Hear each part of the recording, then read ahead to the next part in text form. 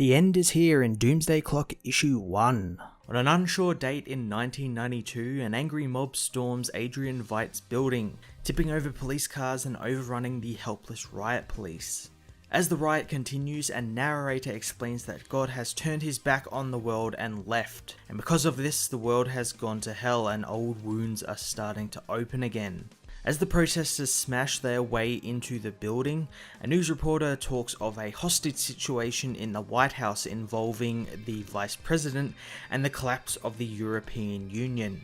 Adrian Veidt, otherwise known as Ozymandias, has also been outed as the man responsible for the 3 million deaths in 1985, and is currently being hunted by the authorities. While the protesters trash Veidt's office, a special operations team breach Karnak, Ozymandias' frozen hideout, only to find it abandoned, save for the various news channels proclaiming that the national news network will be taking over. Deeper in the hideout, they discover an X-ray of a skull, one with a bright tumor-like growth growing inside of it. With the national news network activating, the reporter says that Russia has invaded Poland, and because of it, nuclear war is imminent. Inside a prison, all hell is breaking loose thanks to the news as guards try and leave. One is caught by a prisoner who demands the keys before someone else knocks the guard unconscious.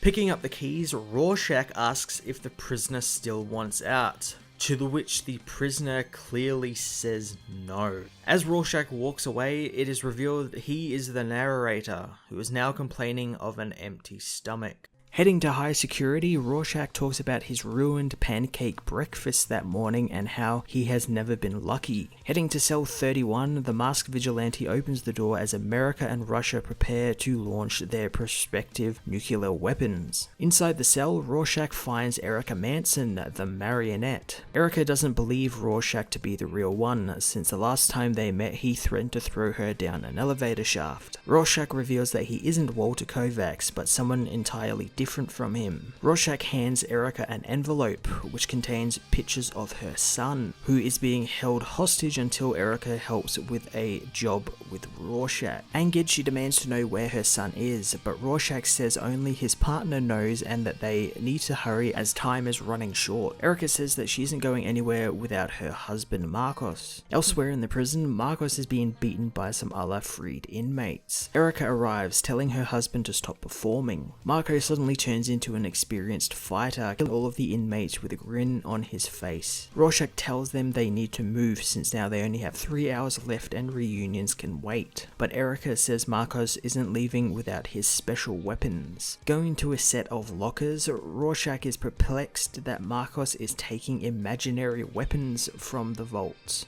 saying the killer definitely has something wrong with him. Leaving the prison, they head to Rorschach's car/home and head into the city, which is being totally evacuated by the government. Going into the sewers, Marcos pulls one of his imaginary guns on Rorschach, who isn't amused by the maniac's antics. Heading deeper into the sewers, they arrive at a secret door, which once knocked on once opens up into Night Owl's old underground hideout. Erica wonders that if the rumors of Rorschach killing Night Owl and Silk Spectre are true, but the masked vigilante says they aren't, making Erica wonder if he is partnered with a Night Owl. A voice tells them that they are wrong, and Ozymandias arrives, saying Rorschach is actually working for him. Erica demands to know where her son is, and Adrian says that she will get her son and more as long as she participates in his plan. Adrian also lets slip that Rorschach isn't really bound by any type of principles like the old one was, so their threats are ill-advised.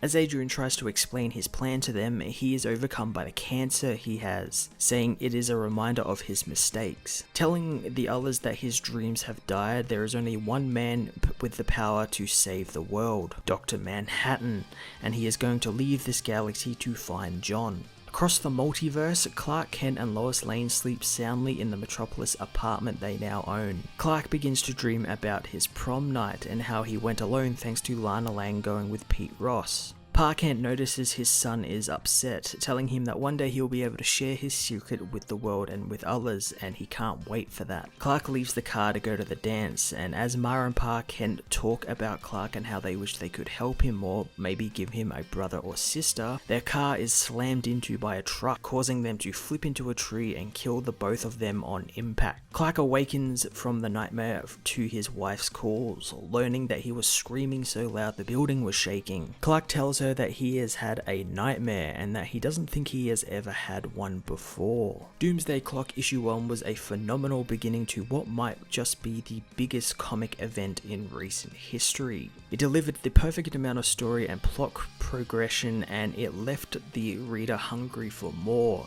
Like I was, I really want to read issue 2 now. I really enjoyed the overall issue, that it was more Watchmen centric, set in the Watchmen universe, and sort of set out their world or how it currently is in 1992 and what exactly has happened in the wake of the events of Watchmen, the original book. As well as that, it kickstarts Ozymandias' plan and what he intends to do, which basically sounds like he's going to try and make a trip over to the DC universe. Most likely maybe through the microverse hole that Manhattan punched through when he himself arrived in the universe. The new Rorschach is also a very interesting character, and I'm happy that right off the bat we learned that this isn't Walter Kovacs and it is a completely different guy who seems to be more softly spoken than the original Rorschach, but at the same time potentially more violent than Walter. Whatever it is, I'm really eager to find out in the next issue. I'm going to give this issue a 10 out of 10. Hey everyone, thanks for watching my newest video. If you enjoyed it, you might also like to check out my other reviews here on my channel. You can also follow me on various social media platforms like Twitter by searching Matt_FOS, or even join the Comic Multiverse Discord server and chat with other comic book fans, including myself and Joel from Cape Joel. Want cheap comics and trades? Head over to the book depository with the link in the description to get the cheapest trades and comics around, along with free shipping anywhere in the world. Until next time, this has been Matt of the Fortress of Solitude. Thank you so much for watching.